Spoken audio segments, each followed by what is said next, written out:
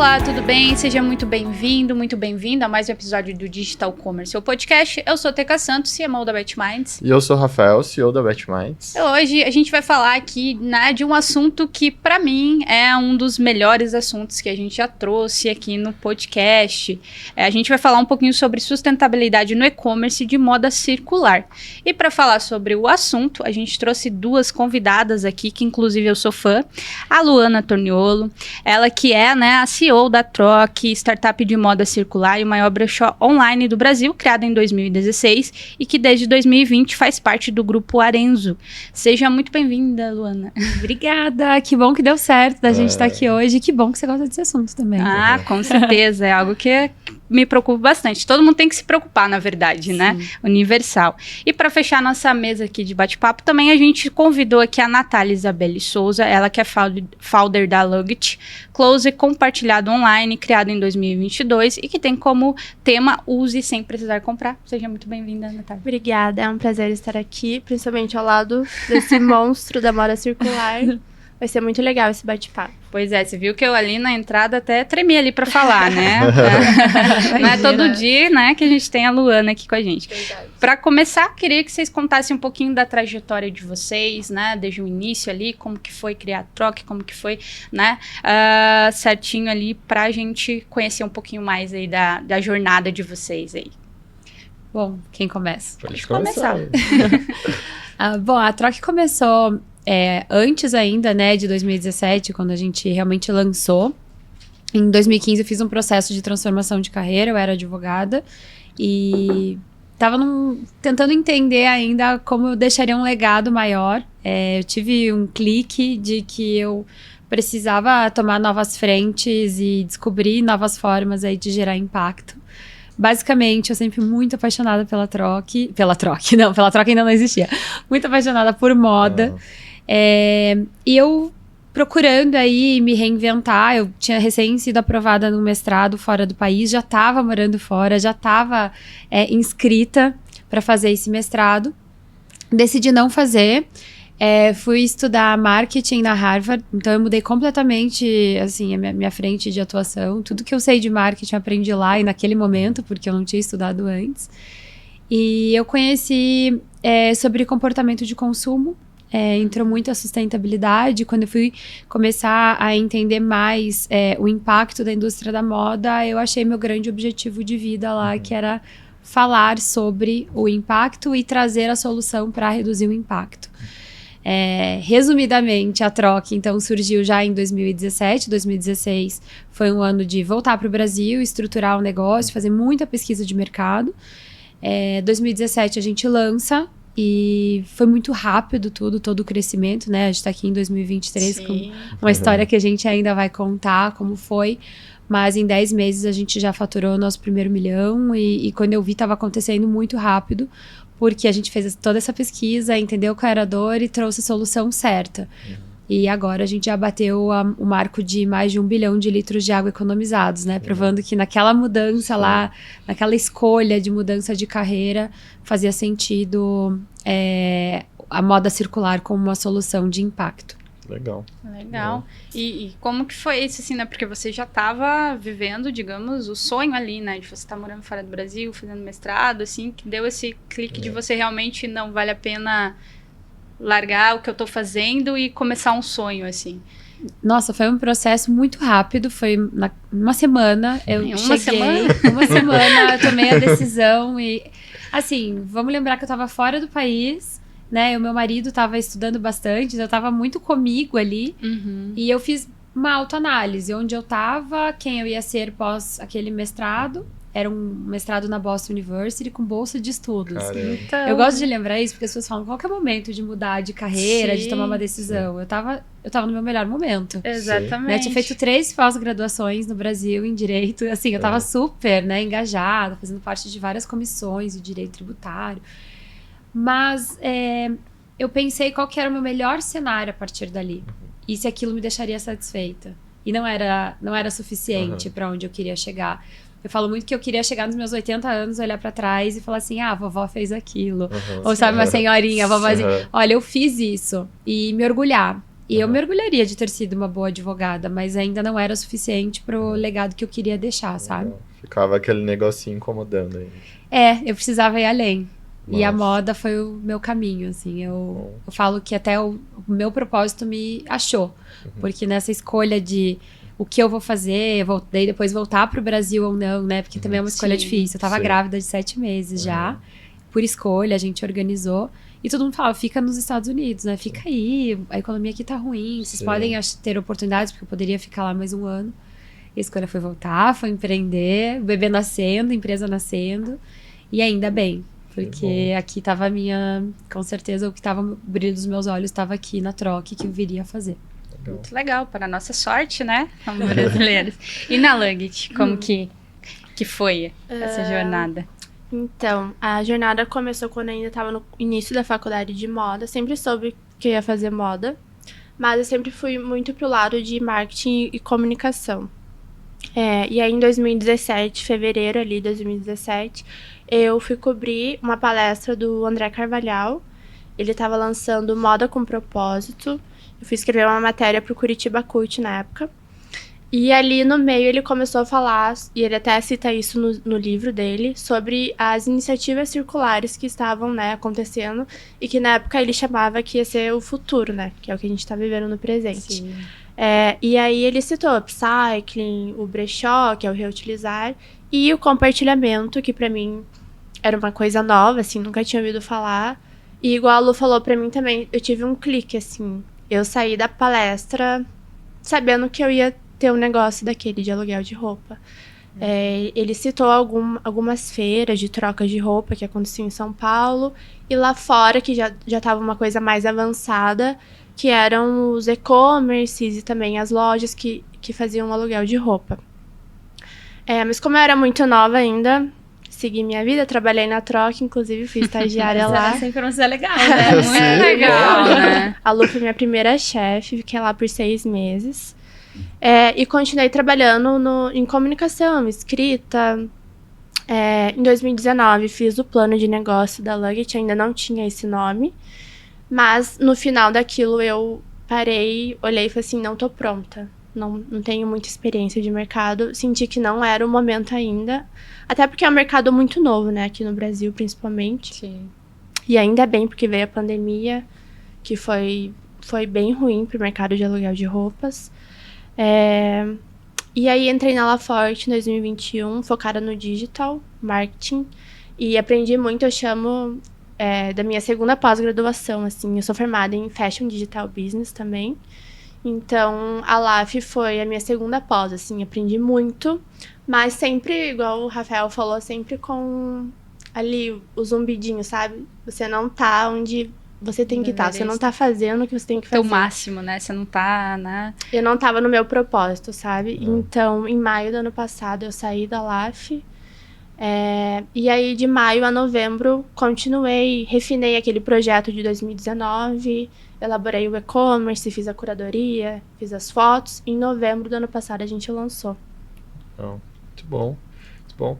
E, né, agora pra gente entrar um pouquinho no tema mesmo, né, eu queria saber quais são os principais desafios do mercado de moda circular mesmo, né, até vocês falaram que no Brasil ainda é muito novo e tal, qual que é esse desafio? E também no digital, o que deixa mais difícil ainda trabalhar nesse mercado? E o que é a essência mesmo, né? Porque tem muita gente que tá, né, assistindo a gente que não conhece, né? É um tema novo, assim, né? Principalmente pro varejo, né, normal que a gente tá acostumado, é um tema muito novo, né? Sim.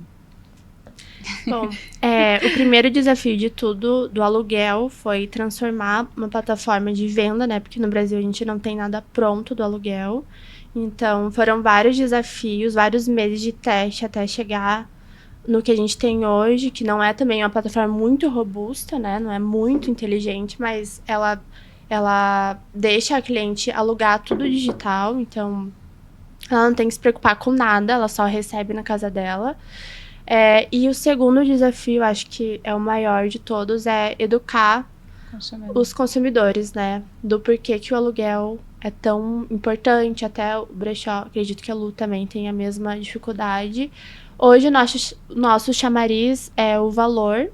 Mas ele não é o nosso core, né? O nosso core é sustentabilidade e todo o propósito de você poder usar uma peça e não necessariamente possuir ela. O brasileiro, a gente tem muita dificuldade de desapegar, né?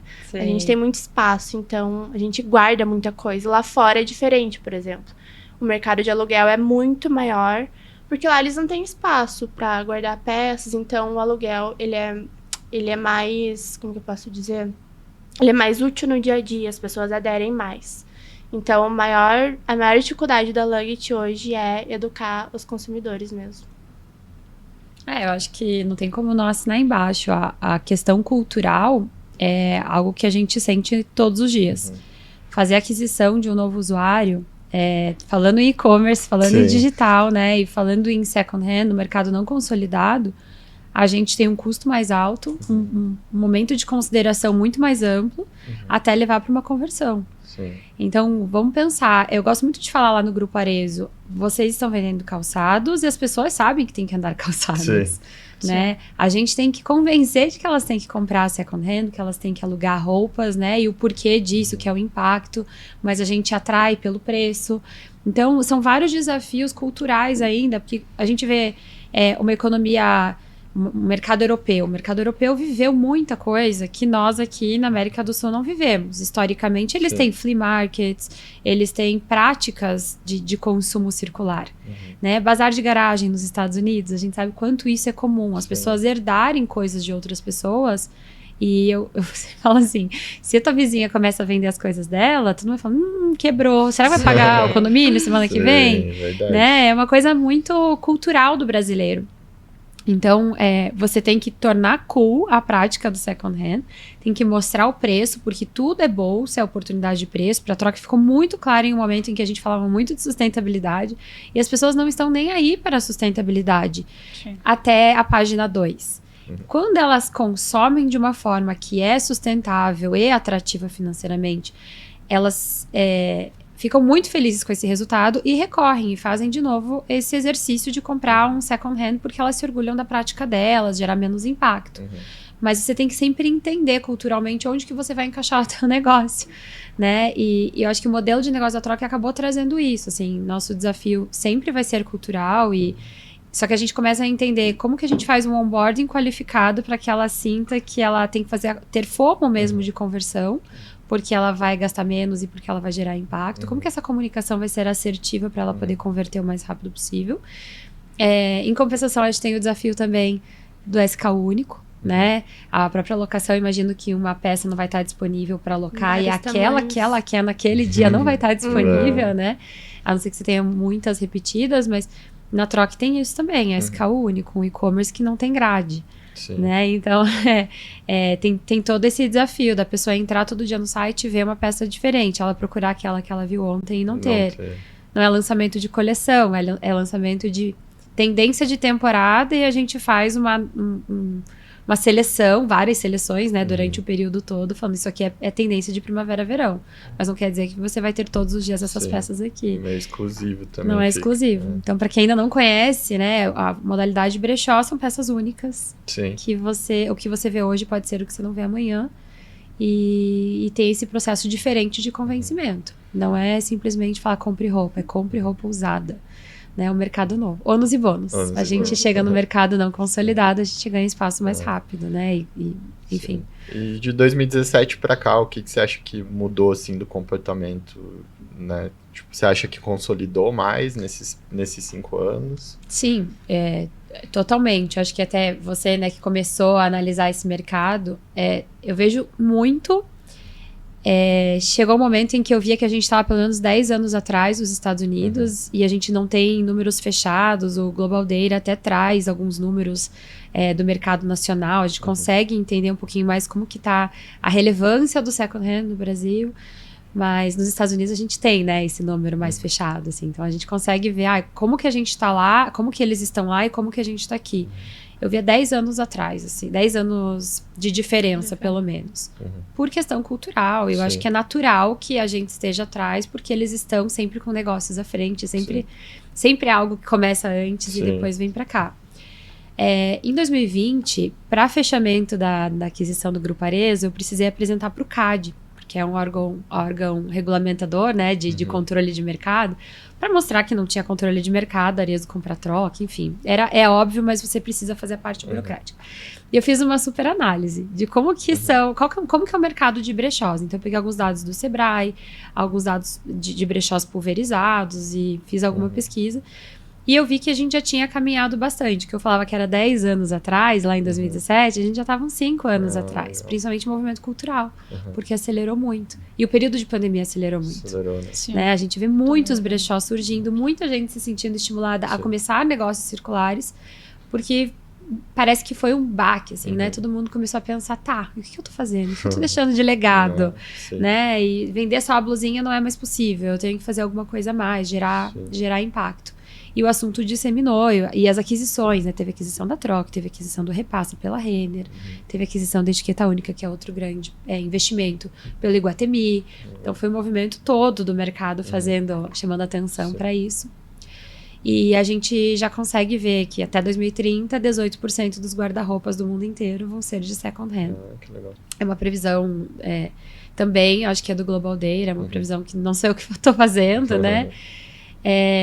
Mas eu já consigo ver que a gente está se aproximando muito do mercado norte-americano, né? A gente tem grandes players no Brasil aí de capital aberto já, o Enjoei abriu capital em 2020 também. Então, as coisas estão acontecendo muito rápido, assim, questão de negócio.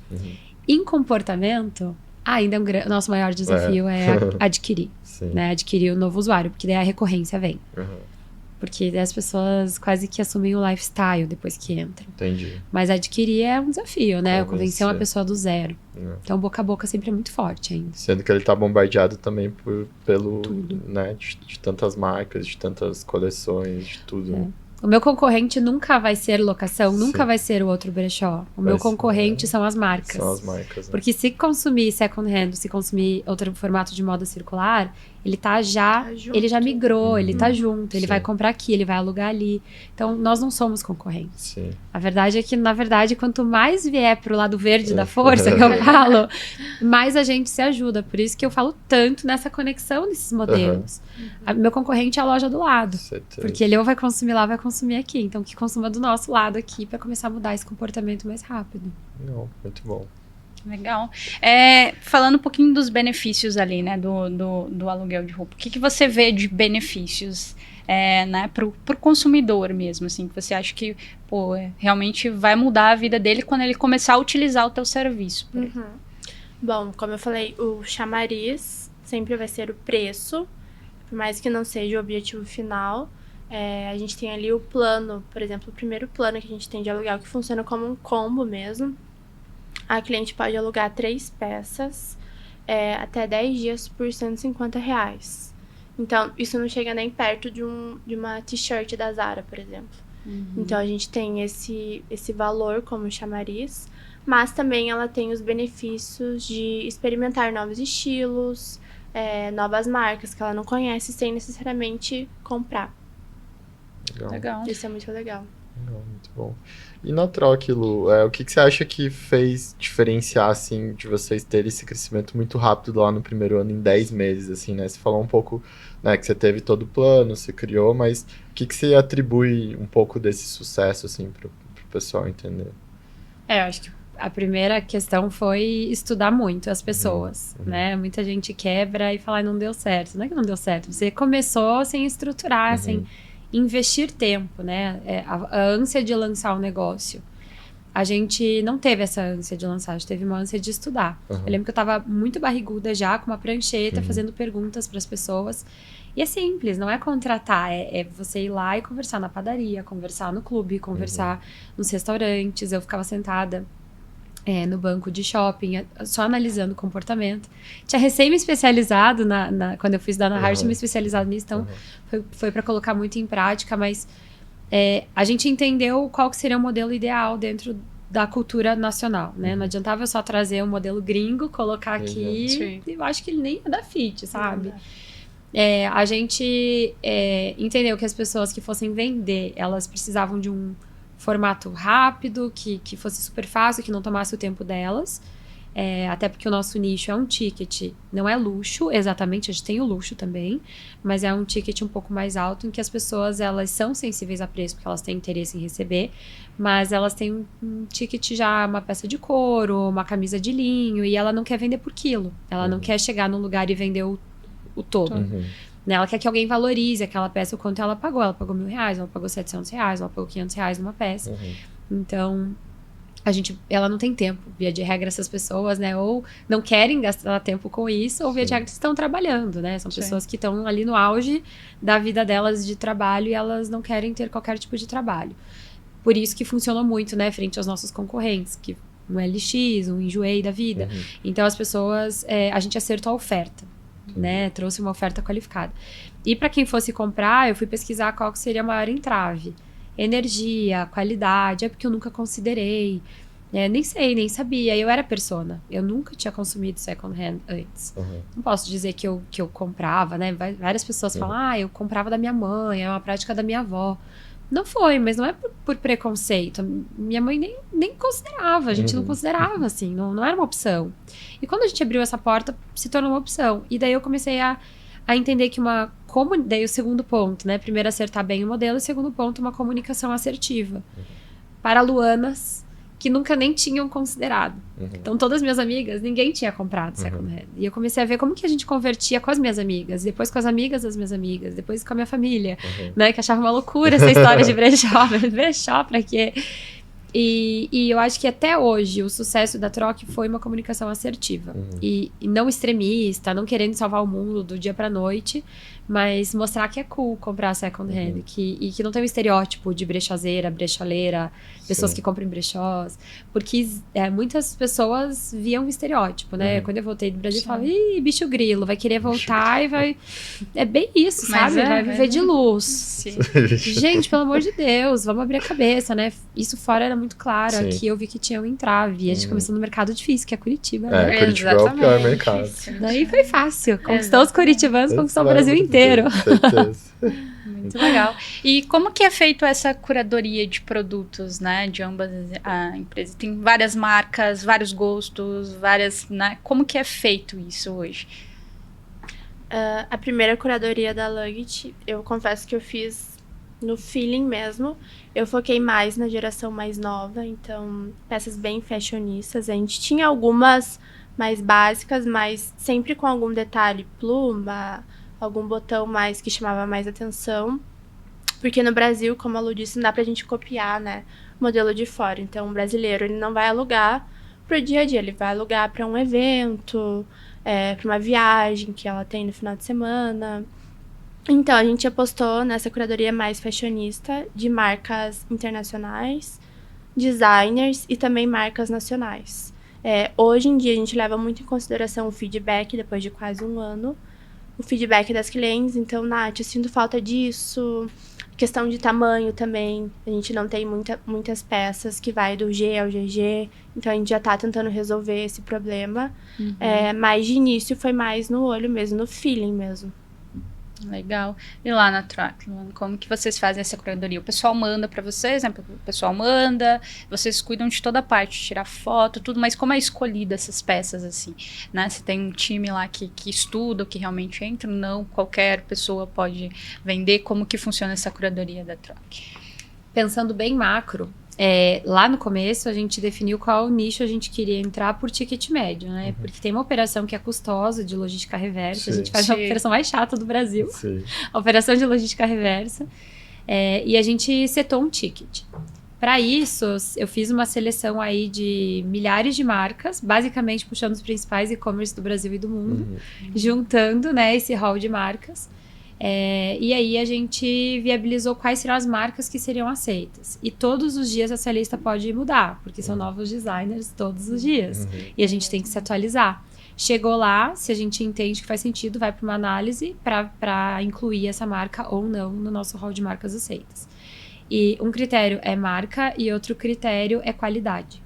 Então a gente não aceita nada que tenha botão faltando, bolinha, uma mancha, marca de desodorante que a gente sabe que não vai conseguir tirar, né? Sim, Sem prestar atenção. sim. Então, qualquer tipo de dano à peça que a gente entenda que não está em ótimo estado para nossa cliente. A gente fala perfeito estado, mas nem na loja é perfeito estado, Sim. muitas Sim. vezes, né? Então, eu cuido muito para falar em ótimo estado, porque a gente vende essa experiência premium. Eu preciso garantir que lá na ponta vai ter uma experiência premium. São 10 pontos de contato. Desde a entrada, no momento que abre uma caixa, analisa pela etiqueta, analisa pela primeira vez, pela segunda vez, vai para uma assistência técnica, vai para uma higienização, que é a nossa maior novidade, deve ter chego para vocês aqui. A gente está higienizando com uma tecnologia própria agora. E depois só que ela vai para o estoque. Mas não existe critério subjetivo, diferente, né, do que a locação. A gente trabalha com um volume muito grande de peças únicas. Então, são mais de 30 mil peças processadas por mês. Se vender uma vez, vai vender duas. A gente sabe disso. Né? A gente está falando de estoque parado, a gente está falando de peças que já foram vendidas e uma pessoa já comprou. Então, o critério subjetivo seria, assim, muito da nossa parte querer escolher essa é bonita, essa é feia. Não, você já vendeu uma vez, a gente já acredita na segunda. E, de fato, a gente foi entender com algum tempo. Lá no começo, a gente selecionava mais subjetivamente. Legal. Muito bom, muito legal saber esse processo, né? Que às vezes a gente não imagina, né? Como você falou, 10 pontos de contato. 10. Então, é uma fábrica de roupas usadas. Eu convido vocês a irem na nossa operação. Legal, com certeza. É muito legal, daí vocês vão entender. É uma fábrica mesmo acontecendo. Legal. E lá na Luggit, como que daí você garante a qualidade? Como que é o processo de higienização pós-uso? Como que é essa parte operacional mesmo? Que ainda acredito que é um pouco mais complicada ainda, né? Porque a vai pessoa ter devolve. uso sobre Eu admiro uso, muito essa logística dela. Então, a Luggit, a gente ainda não tem um showroom que a cliente pode visitar, experimentar as peças, é tudo online. Mas a gente tem um espaço que as peças ficam armazenadas. E a gente tem máquinas que fazem essa esterilização. Então, máquinas de lavar que já fazem essa parte de esterilizar as peças. Mas antes da peça ir para a cliente, ela passa por um processo de vaporização, que ali já elimina bactérias, já passa um pouco a peça também. Então, tem esses dois processos. E também a gente tem o cheirinho da Lug, que a Troc tem também, né? Muito bom. Então, a peça chega como se tivesse nova, assim, toda embrulhada, bonitinha, como se ela tivesse acabado de comprar a peça mesmo. Legal. Mas aí vocês têm, tipo, um checklist de controle da saída, da entrada? Temos. Peça, a gente tem um sistema ERP que faz esse controle. E também ela passa por uma inspeção. Por exemplo, se tem algum fio puxado, algum botão, ela não pode ir com defeito para a cliente. A gente tem que arrumar essa peça antes dela chegar à cliente. Muito legal. Indo ali, né, pra troca ali, que eu acho interessante, né, como que vocês conseguem equilibrar, né, entre oferecer produtos de luxo, não necessariamente ali como você falou, e, né, manter essa exclusividade das peças únicas, todos os pontos de contato, todo o processo, a logística reversa, enfim, que você falou, e ainda conseguir trazer lucro para a empresa, assim, né, como que vocês conseguem fazer esse balanço, né, porque se aumentar muito o preço, que, né, realmente é algo que as pessoas que hoje utilizam é porque realmente acreditam na moda circular ou não? Tem muitas pessoas que vão pelo preço ainda. Como que você consegue fazer essa balança equilibrada, né, entre moda sustentável, moda circular, lucro, porque precisa, né, uma empresa precisa gerar lucro, não adianta, por mais que a gente tenha o sonho, no fim das contas a gente tem que ter lucro, né? Sim. Como que você consegue ver isso? Para ela gerou lá mais de 1 bilhão de litros de água economizados. Se eu quiser chegar em 2, ela tem que ser sustentável economicamente para ela estar viva, né? Sim. É algo que eu sempre levo isso para o nosso time. A gente muda e joga ali o tipo de oferta que a gente vai ter no mês. E quando a gente entendeu que a inteligência de disponibilidade de produtos, ela era fundamental para nos trazer a receita que a gente estava objetivando no planejamento ali mês a mês, foi uma virada de chave. Então, eu vou oferecer mais peças de luxo, vou aumentar o ticket, ou seja, vou colocar mais clientes comprando luxo, ou eu vou oferecer mais peças em promoção, ou vou oferecer peças com ticket médio um pouquinho mais alto, e eu vou fazer menos vendas, só que com ticket um pouco mais alto. Lembrando que o ticket mais alto, ele sempre vai ser 20% a 25% da original, né, da loja, da original, da peça da loja.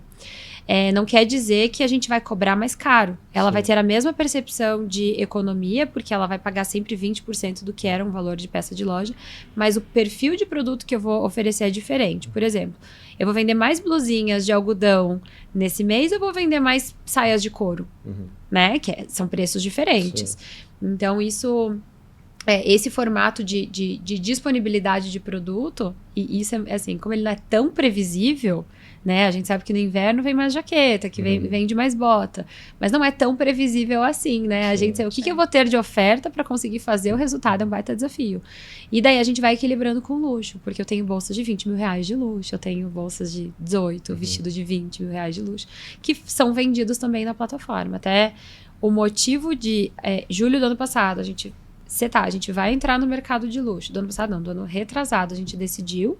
O ano passado a gente estruturou a operação e a gente trouxe especialistas para dentro de casa, a gente trouxe autenticador, a gente criou um local de armazenagem climatizado, porque não é para brincar de luxo, é para fazer, né? A gente já não pode mais falar que vai fazer e sem saber fazer. Sim. Então a gente se preparou e daí em julho do ano passado a gente lançou uma super campanha e começou a receber muito produto.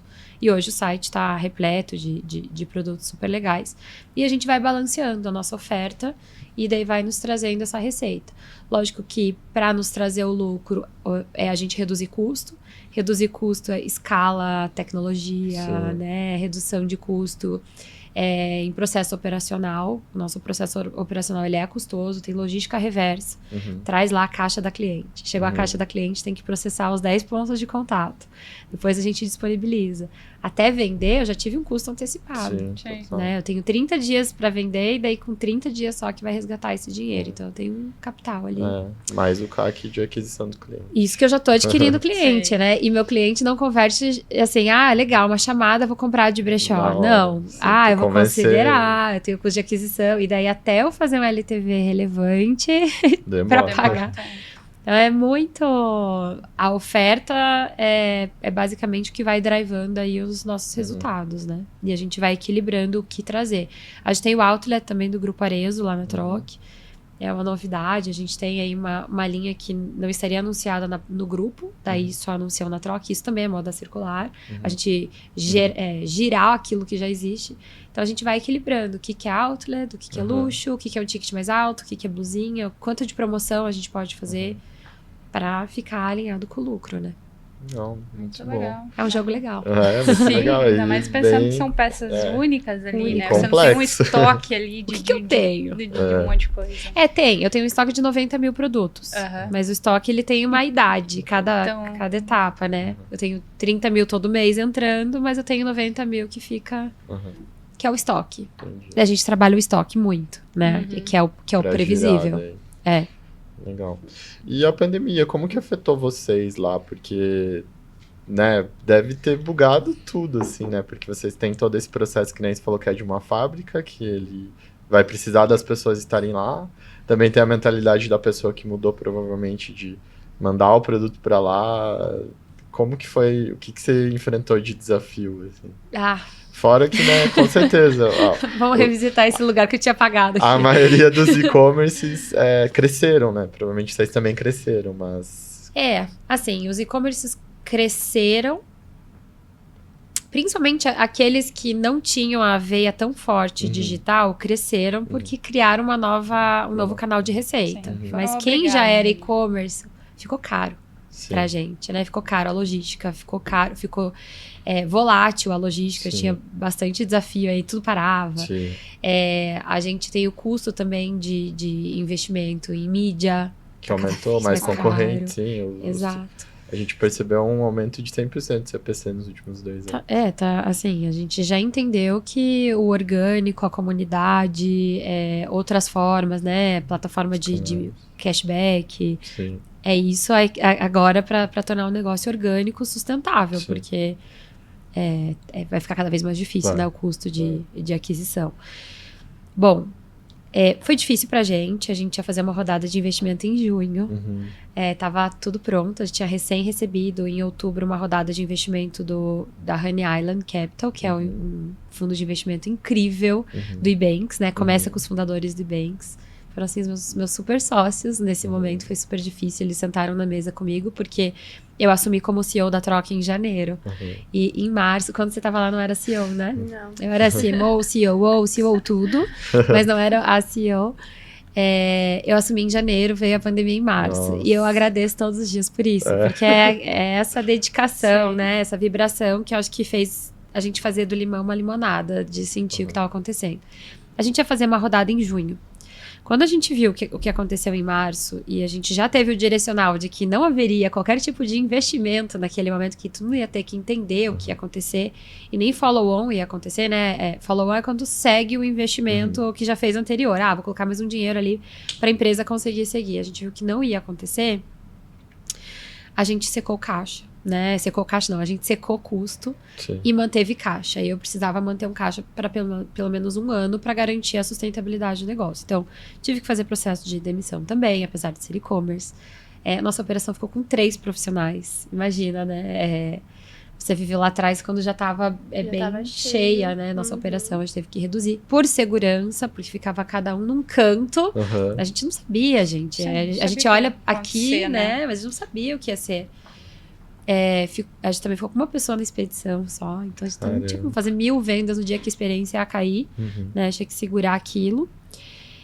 E sem saber o dia de amanhã, seguramos o caixa. O que aconteceu? A gente repetiu a receita de 2019. E eu acho que foi, assim, super bem fazendo isso. Porque daí a gente break-evou, né? Porque a gente tava sem investimento antecipado. Então, a gente chegou lá no nosso lucro. E 0 a 0 o lucro, porque chegaram vezes que a gente acabou dando lucro. Mas a gente acertou a oferta. Nosso negócio é negócio de oferta, né? A gente acertou. Eu só trazia peça de influencer que ia divulgar, eu não precisava pagar investimento. E eu sabia que ia vender. Legal. E as peças das influencers, via de regra, são comerciais. Então, eu só trouxe influencer. Em contrapartida, fechei, né, meu portal de recebimento, porque é custoso. Eu pagava naquele momento 50, 55 reais por caixa coletada. Caramba, é bastante. E eu tinha milhares de pessoas mandando todos os meses. Eu acabei recebendo uma lista de espera, criei uma lista de espera digital, e a gente ficou com mais de 70 mil produtos nessa lista de espera. E foi o que até chamou atenção, para a gente ter investimentos, todos os fundos, ou até a própria Arezzo falavam, nossa, que potencial, né? Todo mundo quer vender, porque nesse momento as pessoas estavam em casa. Sim. E elas queriam desapegar. E receber mensagem todo dia, eu quero vender, eu quero vender, eu quero vender. E a gente não pode receber, porque é caro. Algumas de Curitiba eu recebia, porque eu sabia que ia vender. Muito assim. Específico. E eu fui super pra operação e analisar qual peça a gente ia colocar no site. E no final das contas, essa lista de espera acabou até migrando para outros lugares, mas assim que a gente abriu, uma parte migrou, outra parte, quando a gente abriu, veio. Veio uma enxurrada de coisa, né? Vocês abriram depois de um ano. A gente abriu em dezembro de 2020. Foi quando a gente recebeu ali a primeira parte do investimento da Arezzo, que a gente foi adquirido dia 20 de novembro. E a gente cresceu comparativamente de março a março, a gente cresceu 730%. Caramba. Explodiu. De operação. Não, explodiu. Foi surreal. Legal. Muito legal. Conta pra gente um pouquinho como que né? Como que foi ser incorporada ao Grupo Arezzo, né? Como que foi isso pra você internamente também, o que mudou, né? O que trouxe de legal, quais são os desafios? Então, a gente estava captando investimento, a gente não fez em junho, mas quando chegou outubro as coisas estavam mais claras, e daí eu voltei a ter algumas conversas. E para mim ficou claro que talvez não fosse uma conversa para venture capital, né, para VC, para fundo de investimento. E na verdade eu vou voltar uma etapa. Em julho, a gente tinha sido investido em novembro pela Reserva, minoritário. Rony, né, CEO da Reserva, entrou em contato comigo, falou que gostava muito do modelo de negócio, que queria conversar. Uma semana depois eu estava na mesa com ele, com os sócios. Uma semana depois a gente estava assinando praticamente para fazer o investimento, porque foi um encontro mesmo, assim. Ele é um cara genial e eu queria que ele estivesse junto do negócio. Em julho, daí do ano subsequente, quando acalmou um pouco mais, as coisas ficaram um pouco mais calmas, a gente anunciou que a Troca seria o braço oficial de logística reversa do Grupo Arezzo. Então, as pessoas que compravam... Desculpa, do Grupo Reserva naquele momento. As pessoas que compravam na Reserva Mini, a gente começou até pelo infantil deles, poderiam devolver para a Troca e a gente anunciaria essas peças. Então, as pessoas poderiam vender lá com a gente e receberia tipo um voucher, uma compensação para poder comprar de volta na reserva mini. Legal. Uma ação de pós-consumo mesmo. Foi a primeira delas que a gente fez. Todas as marcas vieram pra cima da gente. Eu também quero. Tá muito Porque difícil vender blusinha aqui sem falar que eu quero um mundo melhor. Eu preciso contar que eu quero um O mundo que a melhor. marca faz com essa roupa que devolve, assim? Ela põe pra vender de Pra vender volta? na troque. Mas não, normalmente, assim, o que uma marca faz quando ela recebe de uma peça na troca? Tem troca, você diz, quando é devolvida estorno, assim? Quando a Isso, pessoa só não- compra e não que quer, nem põe nesse pra caso, vender de volta. Põe pra vender de volta. Da troca, a pessoa comprou, usou e não quer usou. mais. Entendi. Daí ela poderia revender, Ela pode revender. mandava pra troca pra revender. Que legal. E ganha um voucher Ou pra... descartar, ou doar, né? E descartar, às vezes, faz desfibra e faz cobertores, e doa cobertores. A reserva tem várias ações super Irado. legais, assim. De cobertores mesmo que são doados depois. Porque é um investimento fazer isso, né? Sim. Vocês acharam, eu tô doando e eu fiz o cobertor. Assim, sabe quanto que a empresa fez de logística pra levar tudo, pra fazer Sim. cobertor? São ações bem interessantes. Por isso que somos empresa B, né? Eu acho que tem essas iniciativas. A gente começou a fazer isso, as marcas começaram a adorar. Nossa, vamos fazer isso também, a gente também quer. E a gente até criou uma fila de espera para as marcas, porque a gente não tinha braço. Tinha 20 pessoas, gente, na equipe. Cada vez que eu falava, a gente vai fazer uma parceria com a reserva, o time me olhava e falava, meu Deus, ela é louca. Não vai dar certo esse negócio. Você ficou com 20 pessoas porque você ia reduzir o time lá na pandemia. Mas não era tanto. Não A gente era tinha tanto. 35, Entendi. 40. Foi Sempre foi bem otimizado, né? E a gente não era tão grande assim, Uhum. sabe? Acho que era o número certo de pessoas. Enfim, talvez em gestão a gente precisasse de mais, porque daí eu fazia tudo e outro gestor fazia tudo e outro gestor fazia tudo. Né? A gente limpava banheiro e sentava em conselho. Tipo, fazia tudo que precisava. E é isso, né? Eu acho que empreender é isso. E hoje eu também não deixo de fazer tudo, apesar de ter um time mais robusto. 4 vezes esse tamanho, mas a gente começou a chamar a atenção das marcas. De repente eu entendi que o Grupo Arezzo queria fazer um modelo próprio de economia circular. Eu falei, não, deixa eu te mostrar o modelo que eu tô fazendo aqui. Meu time só fala, você é doido. Grupo Arezzo, você tá falando sério? Reserva Grupo Arezzo.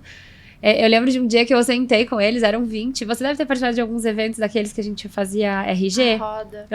E a gente falava onde a gente estava, onde a gente ia chegar e tal. E a gente continuou fazendo na pandemia, né? Reduzia, mas fazia. E um dia eu falei, gente, olha, tô pensando em fazer isso, todo mundo com o olho desse tamanho. E a gente deve prestar um serviço pro Grupo Arezzo. Todo mundo assim. Eu falei, quem tá comigo? E ninguém levantava a mão. Daí um levantou, outro, tá, vamos fazer esse negócio, vai dar certo. Mas é isso, né? Você tem que arriscar e inovar. No final, o que aconteceu? O Grupo Arezzo fez um modelo piloto com a gente. Foi incrível, porque a cliente mandava um sapato, por exemplo, um Scarpão, vendia por R$100 na troque, mandava pra troca e ela recebia R$100 de volta. Só que a Arezzo vinha e falava, esse teu R$100, eu te dou 200. Desde que você compre 400 aqui comigo. Então, era 50% de desconto. Muito bom. Baita de um negócio, né? Nossa. E a Arezzo também baita de um negócio, porque ela trazia cliente para ser recorrente. E esses R$100 de sapato que vendia lá na troca era da Arezzo depois. Então fez um caixa também de devolução, de revenda. E foi muito legal, sinergia de time, a gente se empolgou. E um dia eu tava fazendo um call, eu ia fazer um call com o time de marketing lá e me veio o time de aquisição, de estratégia do grupo. A gente quer comprar a troca, assim, ó, na lata. Vocês estão doidos, gente. Eu voltei grávida da troca dos Estados Unidos. Sabe a história da troca? Não, imagina, mas eu fiquei muito brava naquele dia. Desliguei o computador. Imagina, o Francisco é meu financeiro hoje, meu head financeiro, e ele já tava comigo lá. Eu olhava pra ele, Francisco, eu não conseguia. E ele olhava pra mim assim, né? Eu não vou falar nada agora, mas é uma boa coisa, né? Eu gostaria. Voltei pra casa, conversei com meu marido. Meu marido já não tava mais na gestão, ele fundou junto comigo. Mas eu falei, olha que absurdo. Ele falou, Lu, por que você começou esse negócio? Você começou porque você queria gerar impacto, certo? Você entendeu que o modelo tradicional de moda não faz sentido. O que é o maior grupo de moda do país? É o Grupo Arezzo. Enfim, esfriei a cabeça, achei interessante, me abri para outros grupos de moda e não moda, tecnologia naquele momento estava fazendo bastante aquisição, ouvi muitas propostas de todos os tipos, de todos os valores. E eu entendi que a Arezzo era o nosso principal parceiro ali, fazia muito mais sentido. Eu lembro que eu liguei pro Rony e falei, Rony, eu tô com essas possibilidades na mesa, eu não sei para onde que eu vou. Você... Foi até engraçado. Para onde será que eu vou, né? Vou para tal ou para tal? Ele falou, É uma decisão tua.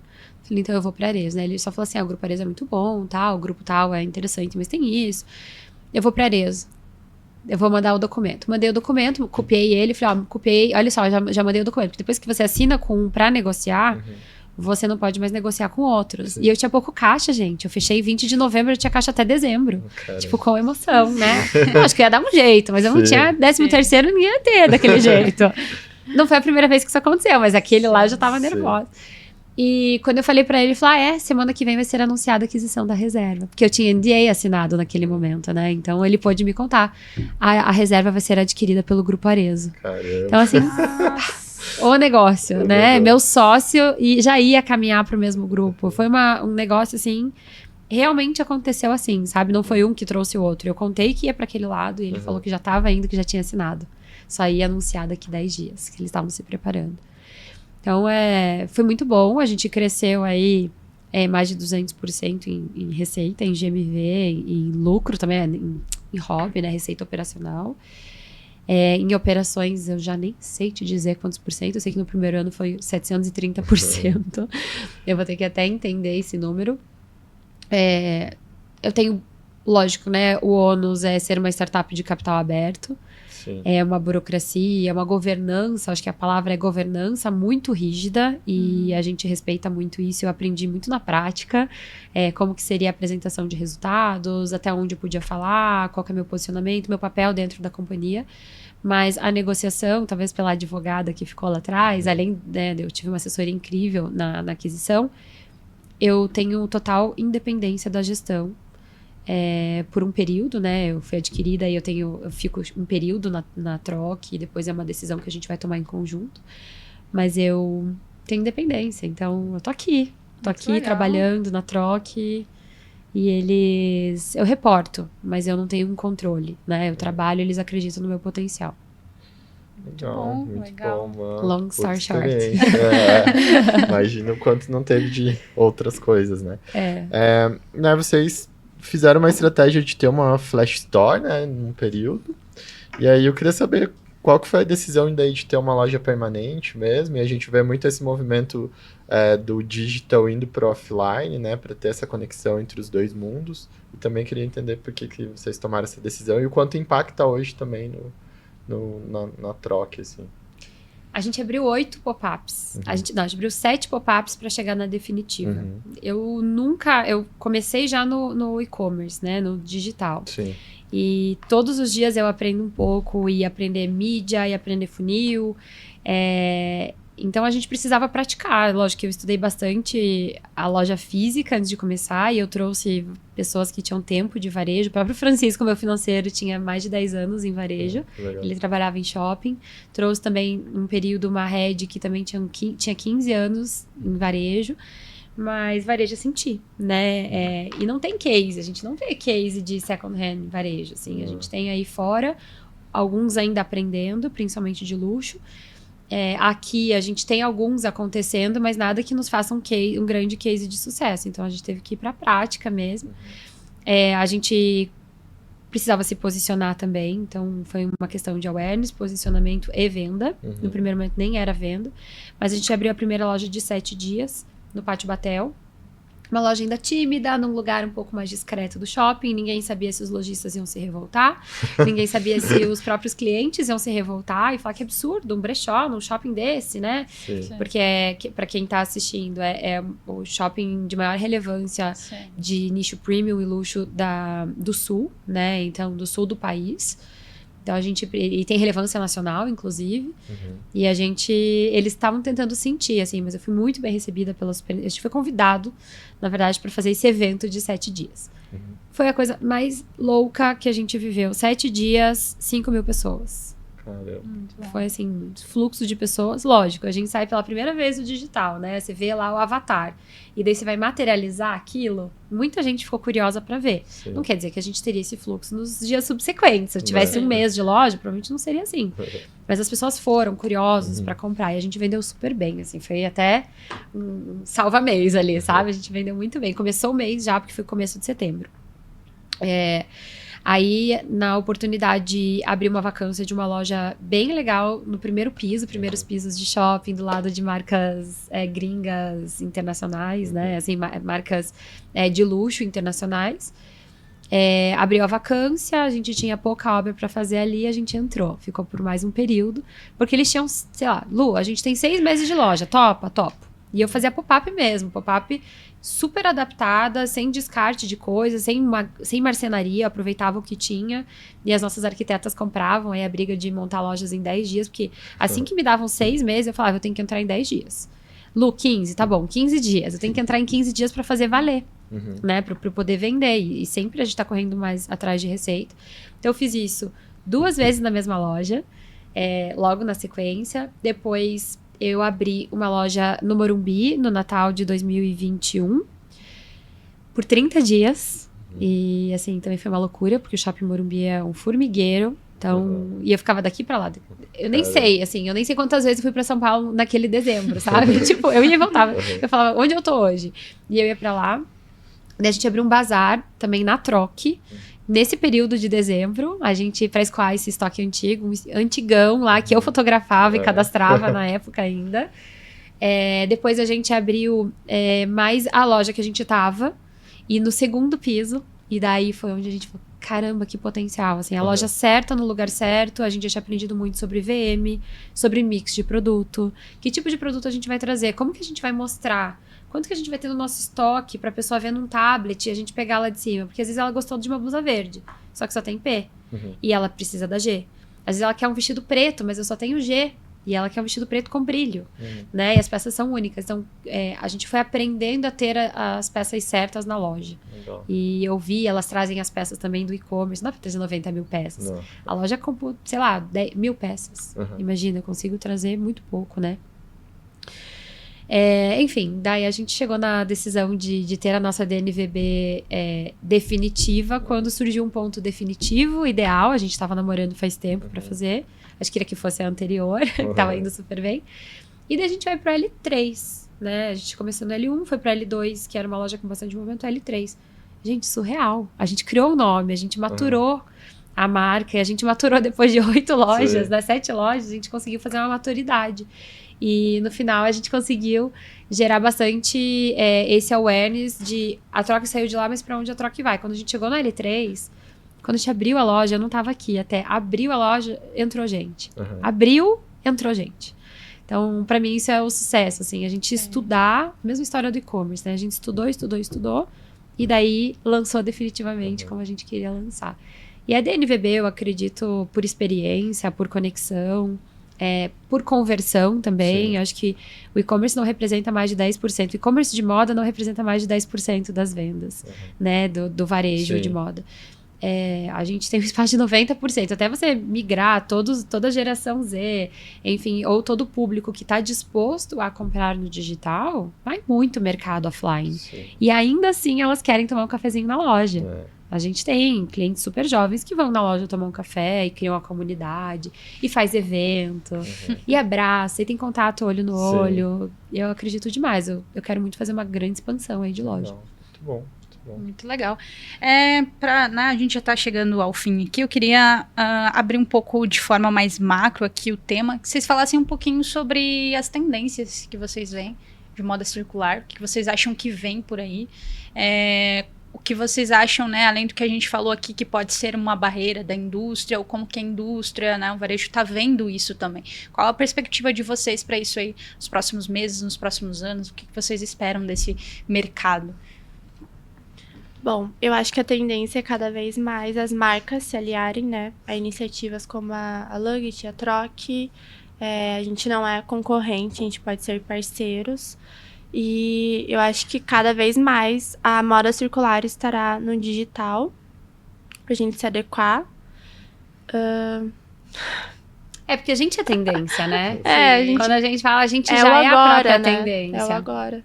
Então, quando a gente, acho que fala, a tendência é continuar crescendo, ganhando espaço.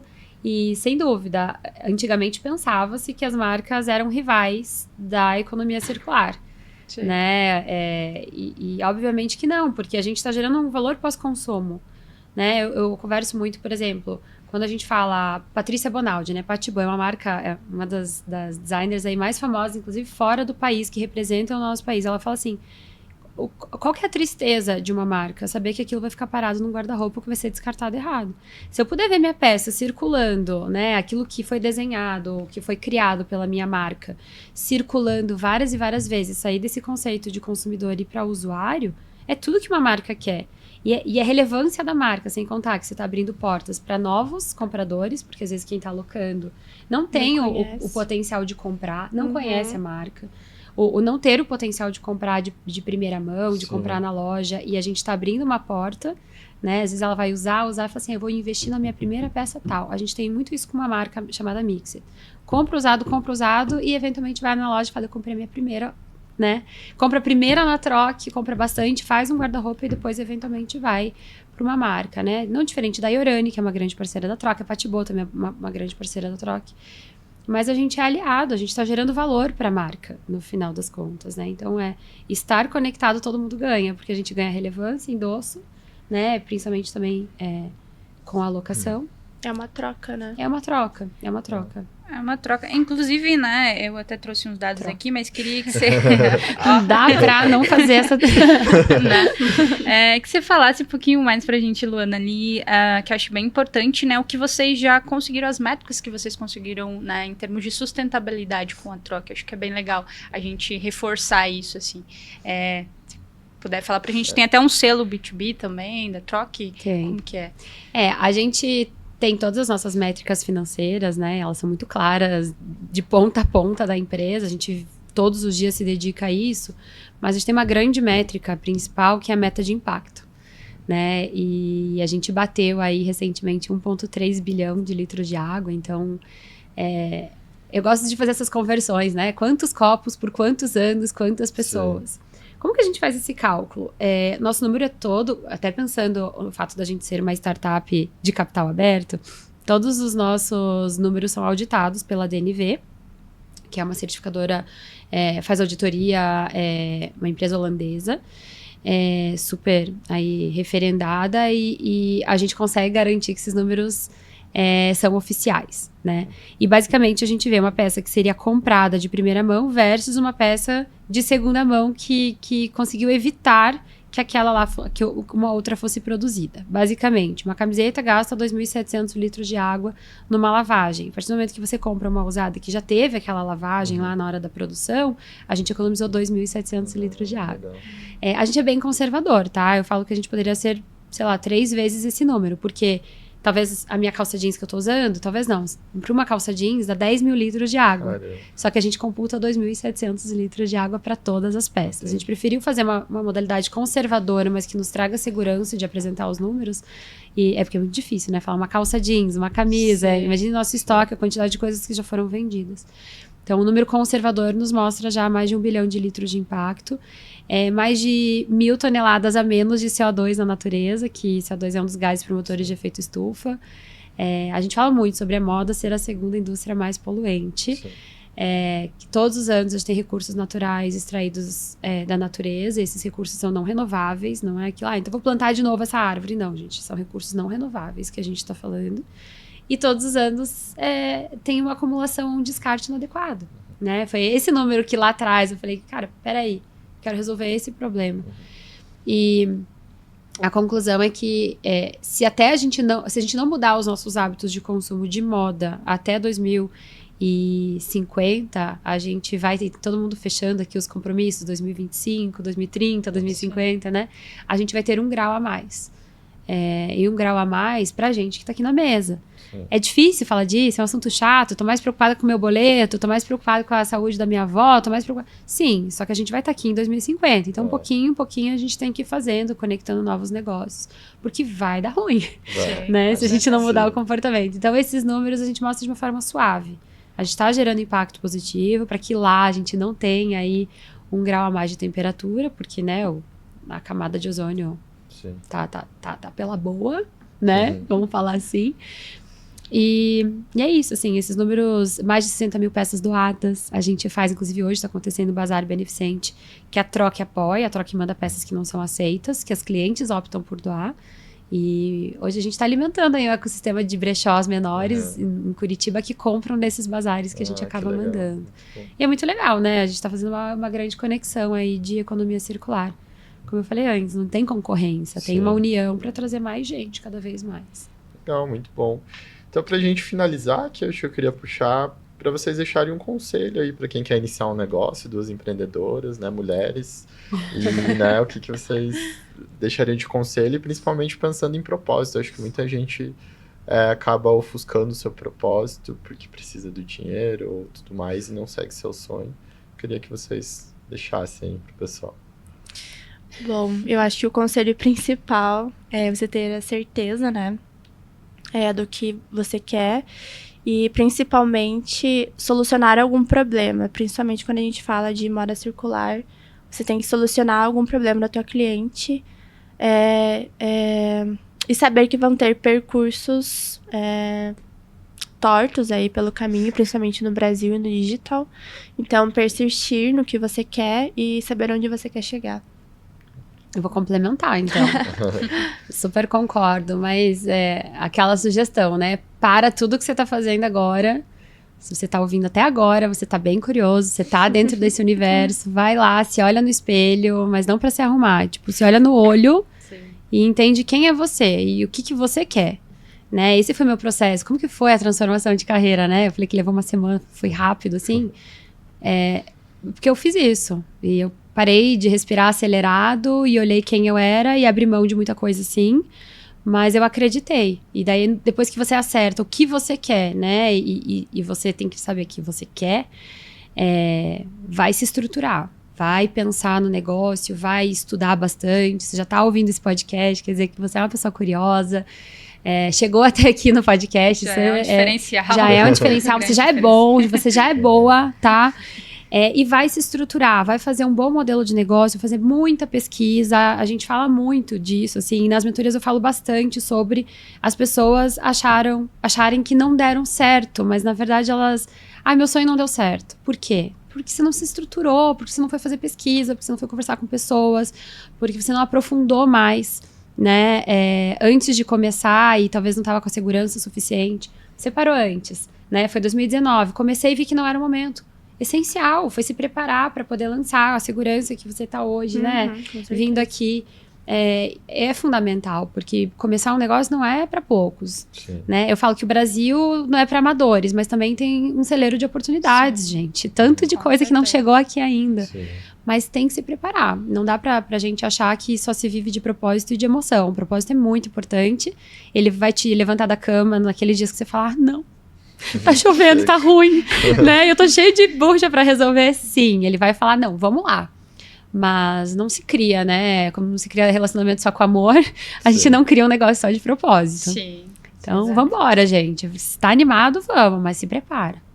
É isso, muito bom. Pra gente finalizar, a última pergunta aqui. Planos pro futuro, que vocês querem já contar pra gente o que tá vindo por vir, se quiserem dar um spoiler, a gente adora spoiler. Essa pergunta é como dar pirulito na mão de criança, né? O céu é o limite. A gente tem aí já na Lug alguns closets circulares de microinfluenciadoras, parceria com marcas. Então, eu quero muito que isso continue expandindo, que a gente tenha cada vez mais marcas parceiras. E no futuro, claro, expansão nacional e loja física, que a gente ainda não tem. Muito bom, é isso aí. Bom, futuro é agora, né? Tá acontecendo. Começou agora.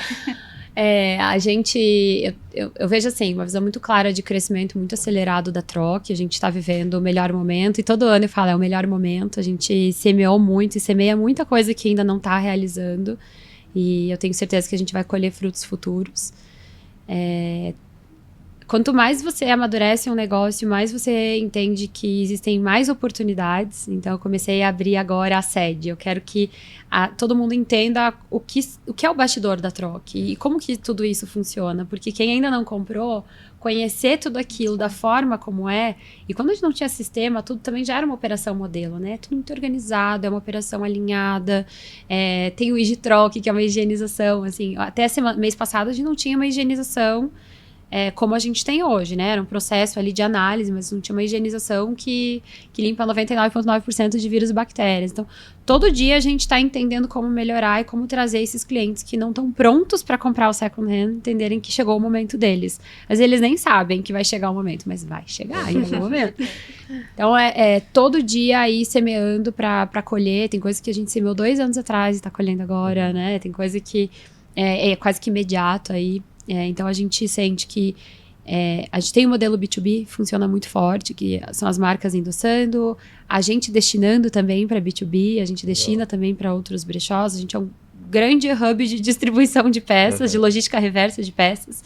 É um modelo diferente. A gente atende a alguns mercados, então a gente vai para o luxo, vai para o value price, não, assim, o ticket muito baixo, mas a gente vai para um valor R$100, atende algumas blusinhas, vestidos ali na faixa de R$100.